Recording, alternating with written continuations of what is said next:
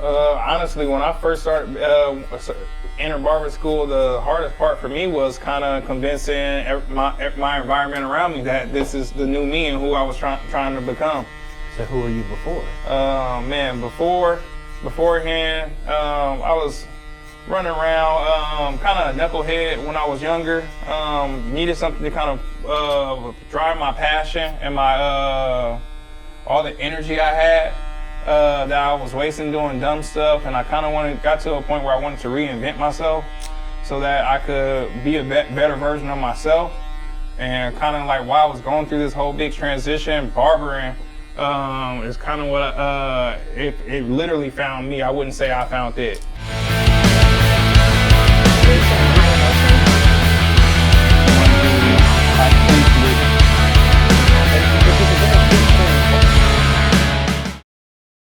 So the hardest part for me as far as becoming a barber was me kind of convincing everybody around me that this is the new me and who I was becoming. Beforehand, I had never cut hair before, never even tried to like take a comb and part hair or anything. And then I got to the point where my girlfriend actually, she was enrolled in cosmetology school. And she was like, hey, it's a new barber program about to start at USCA. I think you should look into this. I think it'd be something that could benefit you. And at the time, I was in between jobs. I was a pharmacy technician.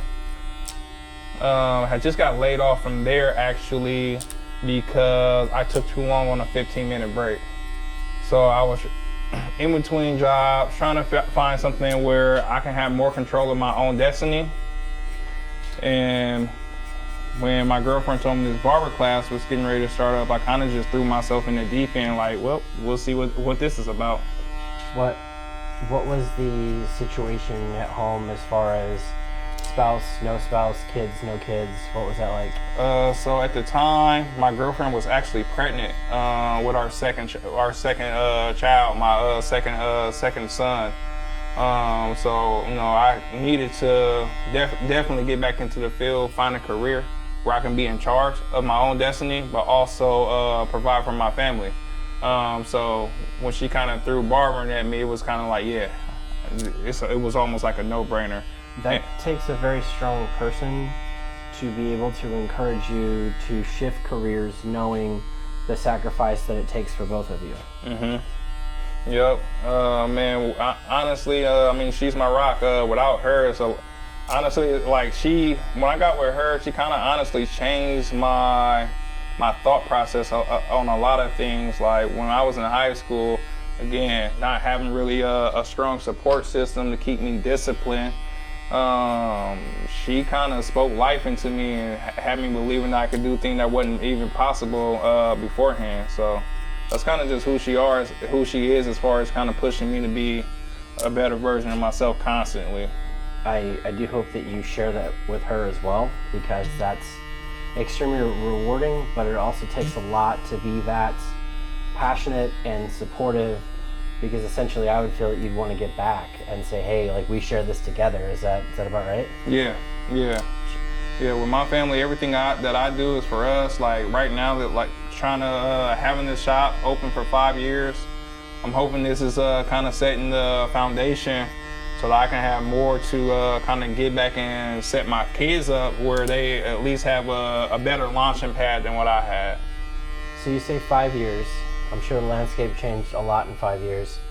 And what was your first experience out of barber school? I mean, did you cut hair in your house? Did you cut hair in a chair? Like what? Take me through that transition. So when I'm gonna backtrack because so I was in barber school. I got a job at BJ Grand Salon. You so fancy, BJ Grand Salon. Yeah, ooh. BJ Grand. I was one of the few that was accepted, man. Well, I'm not trying to be rude, but I have a bias, and it's my bias, not yours, and I'm owning it. No one has ever been rude to me for BJ, but I don't think that I would have as much fun as BJ as I do hanging out with you guys. Well, that was kind of the thing too. So I went through that process of I actually worked there for 9 months after I graduated from barber school as a stylist. I wanted to make sure I was keeping myself very well experienced on anything to do with hair, I wanted to learn it. I wanted to get my hands in it. And when it comes to continuing education, BJ is kind of the top of the line as far as salons here in town to kind of go in as a novice, being novice in certain areas to be able to get continued education as well. But with that experience, it kind of, then I was able to take that experience from there, and I also kind of combined it with every other facet of every other barbershop that I've been in. So then I was kind of able to take me to the next one. What when you decided to part ways with BJ for whatever reason that was, where was your next adventure? My next adventure after that, I actually went and worked for my barber instructor. Okay.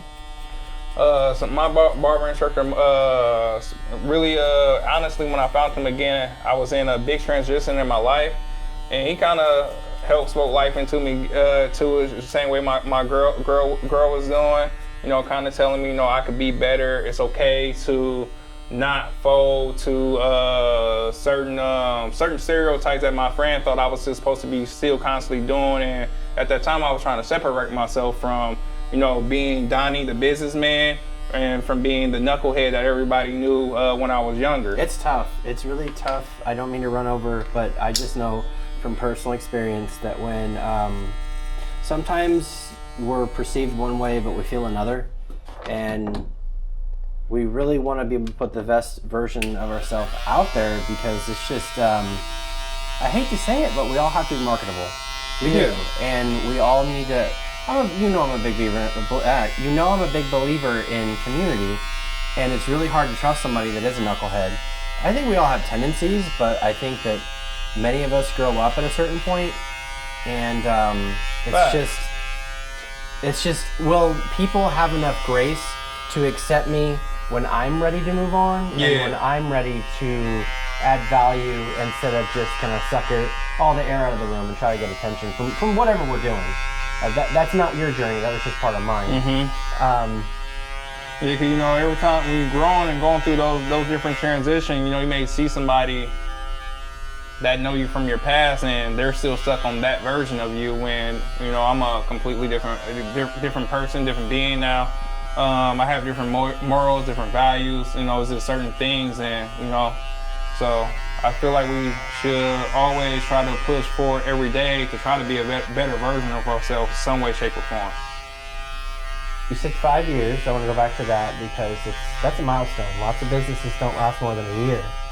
I imagine there's been a lot of shifts in those 5 years, a lot of adjusting, a lot of pivoting. But if you were to start all over again, is there anything you'd do differently? No, I wouldn't. I would do it honestly the same exact way I did it, because going through all those trials and tribulations is kind of what helped me be able to build and get myself now to the point where, you know, I got as far as being out in the community, doing different stuff, they know me for doing that. Even in my past, me being a knucklehead, I done said that probably 10 times already in this conversation, and I wouldn't change anything from that because it made me who I am.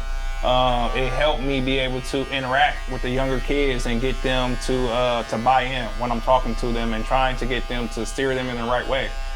With the youth, they don't take well to somebody who they feel like is on the outside looking in. Do you want to pause that if you're still going? There you go. Yeah, just finish your statement. There, it might be a little, yeah. Yeah, with the youth, they don't buy into somebody that's on the outside looking in. They want you to be the real thing in front of them. They want to know you experienced or walked in some of the same steps that they have.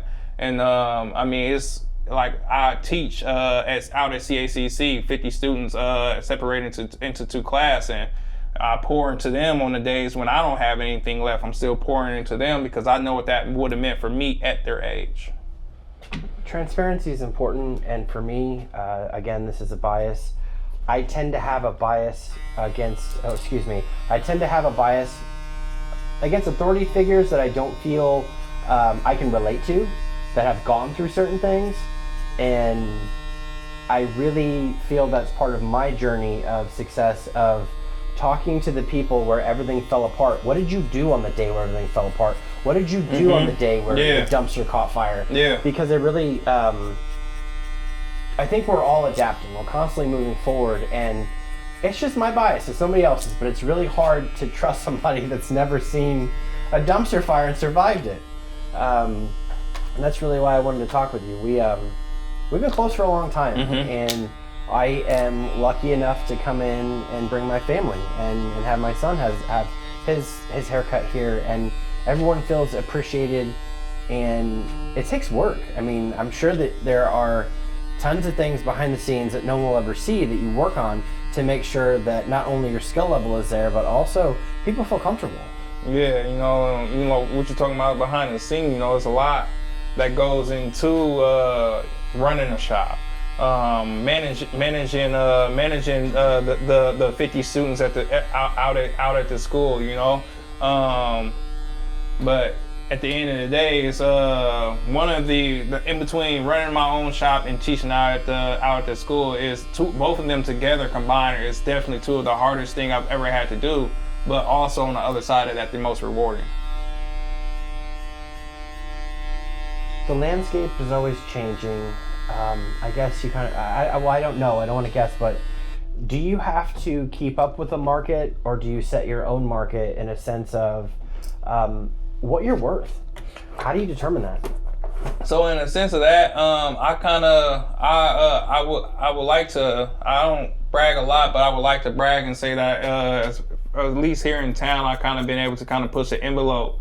So not only me, but other barbers coming up behind me and my peers can kind of get their own value and what they want out of their haircuts. I've been a barber almost 10 years now. When I started cutting hair, I was charging $10 and $15 a haircut. Half the time, I probably was giving discounts on those $10 and $15 haircut just to fill my chair. So with all that hard work put into what I was doing, you know, I kind of wanted to, I'm like, man, this sucks having to stay in here, cut hair all day for 10, 15 hours, all week long, and barely make enough to even pay bills and get by. So I started kind of demanding my worth through my haircuts and through my services, and with that customer service, I did not slack on. 10, 15, I fill my books out to the point where I'm at least 80, 90% booked. Most time, by the time I decided to go up, I was over 80, 90% because, you know, I'm a nice guy. I'm always trying to look out for my people. So once anytime I get to the point where I'm basically tapped out, where I'm constantly trying to squeeze and fit people in, or staying late cutting, I kind of take a price increase. And usually I have a little bit of pushback, but for the most part, all my clients know what I put into doing this service. Take a lot of pride in being a barber. I believe barbering is a lost art in general that gets disrespected. And I just wanted to put the professionalism back into being a barber so other people can be prideful about saying they are a barber. Because I remember what it was like when I first started telling people I was gonna be a barber, and it was like, Donnie, that's not a real job. I'm like, what? He's like, yeah, it's not a real job. But you know, here I am today, kind of basically being a trailblazer, paving my own path, and kind of setting the standards of what it's like to be a professional barber here in Springfield. Again, 10 years ago, $10, $15 a haircut. Today, I'm able to say I'm charging $65 a haircut, and my clients is paying it. Honestly, I'm still right now 100% booked, still squeezing people in, trying to find ways to take care of everybody. So for me, continuing education is not part of my license. I don't treat it like it's part of this is what I have to do in order to keep my license.